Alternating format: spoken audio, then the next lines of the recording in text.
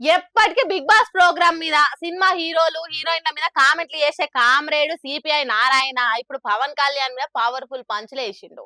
ఉత్తగా పంచులేసడే కాదు, power star Pawan Kalyan కు చెమటలు పట్టే డిమాండ్ చేసిండు. ఆంధ్రప్రదేశ్ ముఖ్యమంత్రి పవన్ కళ్యాణ్ గారిని బర్తరఫ్ చేయవలసిందిగా కోరుతున్నాను. వారి వల్ల తెలుగు ప్రజల ఐక్యత చెడిపోయే ప్రమాదం ఉంది. ఒకవైపున తెలుగు ప్రజానీకం భౌగోళికంగా విడిపోయారు తప్ప శారీరకంగా కానీ శత్రుత్వంగా లేదు. రేవంత్ రెడ్డి ముఖ్యమంత్రిగా ఉంటూ వాళ్ళ కూతుర్ని భీమవరంలో ఇచ్చాడు ఆంధ్రప్రదేశ్కి. అంటే లేవు కదా. ఆయన గతంలో చేగువేరా డ్రెస్ వేసుకుని తిరిగాడు, విప్లవాది అనుకున్నాడు, మంచిది. ఆడేసి మారాడు. మరి ఇప్పుడు సావర్కర్ శిష్యుగా మారాడు. సనాతన ధర్మను పూజిస్తూ ఉన్నాడు. పూజించుకునేయండి. ఇప్పుడు ఆయన సనాతన ధర్మంలో మునిగిపోయాడు కాబట్టి ఆ భాష వస్తూ ఉంది. ఇది దిశ తగిలింది అని చెప్పేసి మాట వస్తుంది.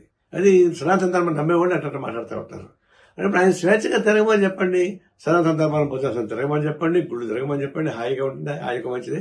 అదే కానీ రాజకీయ నాయకుడు కానీ తగడు ఉప ముఖ్యమంత్రిగా ఉంటే రాష్ట్ర ప్రజలకు ఉపయోగపడదు కాబట్టి తక్షణం వారిని బతలం చేయవలసిందిగా కోరుతా ఉన్నాను. కాలానికి తగ్గట్టు గెటప్ లేస్తున్నాడు. మూఢనమ్మకాలు నమ్మేటోళ్ల తీరుగా దిష్టి ముష్టి అంటున్నాడు. కాబట్టి ఏపీ నేలే ఉప ముఖ్యమంత్రి అర్హత పవన్ కళ్యాణ్ కు పై సంబంధం కూడా లేదు అన్నట్టు చెప్తాడు. అట్లనే సినిమా టికెట్ల రేట్లు పెంచుడు తగ్గించుడు మీద కూడా కామ్రేడ్ నారాయణ కన్నెర చేసిండు. ఇప్పుడే చూశాను, అఖండ 2కి సినిమా రేట్లు పెంచుతున్నట్టుగా రాష్ట్ర ప్రభుత్వం ప్రకటించింది. ఇలాంటి ప్రకటన ద్వారా కదా ఐబొమ్మ రవి లాంటి వాళ్ళు పుట్టేది.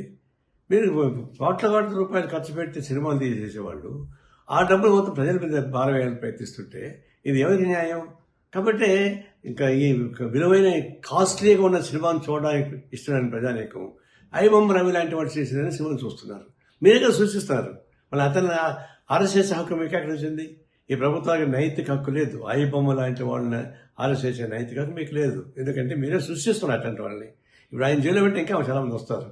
ఇలాంటి సినిమాలని రేట్లు పెంచి దివాళాకూర్తంగా సంపన్న వర్గాల ఓడిగం చేస్తూ సామాన్య ప్రజానికాన్ని జోబులు కొట్టేసేటువంటి తిరుక్షోభం చేసేటువంటి అయిపోతున్నారు. ఇంకా రాబోతున్న సినిమాలు 6-7 సినిమాలు రాబోతున్నాయి. అవి ఎందుకు పెంచుతారు ఇంకా అంటే అట్లా పెంచుకుని పోయి ప్రజలను భారం వేస్తుంటే ఇట్లాంటి ఐబొమ్మ రవి లాంటి వాళ్ళు చాలా మంది పుడతారు. వాళ్ళని ఆవడం మీ చేత కాదు. ఇది స్వయంకృత అపరాధం. వ్యవస్థలో చేస్తున్నటువంటి అనేక అరాచకాల భాగంగా ఇది ప్రభుత్వం తగిన చర్యలు తీసుకోకపోతే ఇలాంటి అరాచకాలు జరుగుతూనే ఉంటాయి. తక్షణం ఈ సినిమాలు ఆపద ప్రజలకు దూరం చేయబాకండి. సినిమా థియేటర్లకి ప్రజలకు దూరం పెంచేస్తున్నారు.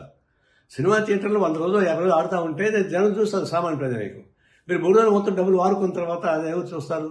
అట్లా ఒక్క విప్లవకారుడు మరణిస్తే 100 మంది పుట్టుకొస్తారు అన్నట్టు ఒక్క ఐబొమ్మ రవిని అరెస్ట్ చేసి మీరు టికెట్ల రేట్లు పెంచుకుంటా పోతే ఏం లాభం? ప్రభుత్వాలు సినిమా పరిశ్రమలు కుమ్మక్కై జనాన్ని ఆగం చేస్తున్నారు.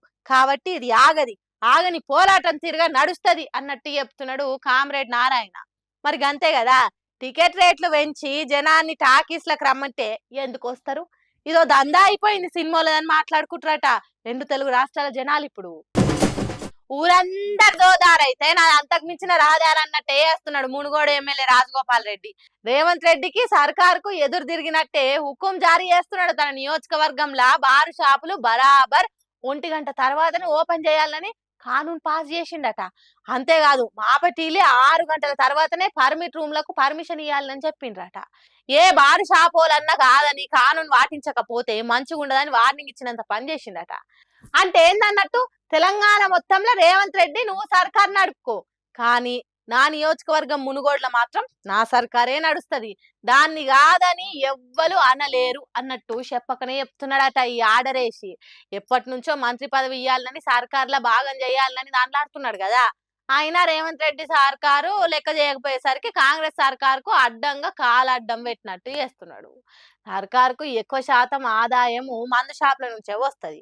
అసలు బార్ షాపులను బాగా నడవకుండా చేస్తే రేవంత్ రెడ్డి సర్కారు దిగి వచ్చి మంత్రి పదవి ఇస్తుంది కావచ్చు అనుకున్నాడో, లేకుంటే మునుగోడు నియోజకవర్గం ప్రజల ఆరోగ్యాలు కాపాడే తానికి బార్ షాపులు బార్ల తెరవద్దని ఈ రూల్ తీసుకొచ్చిండో మన తెలియదు. కానీ వైన్ షాపు ఓనర్లు నెత్తి నోరు కొట్టుకునేటట్టు చేస్తున్నాడు.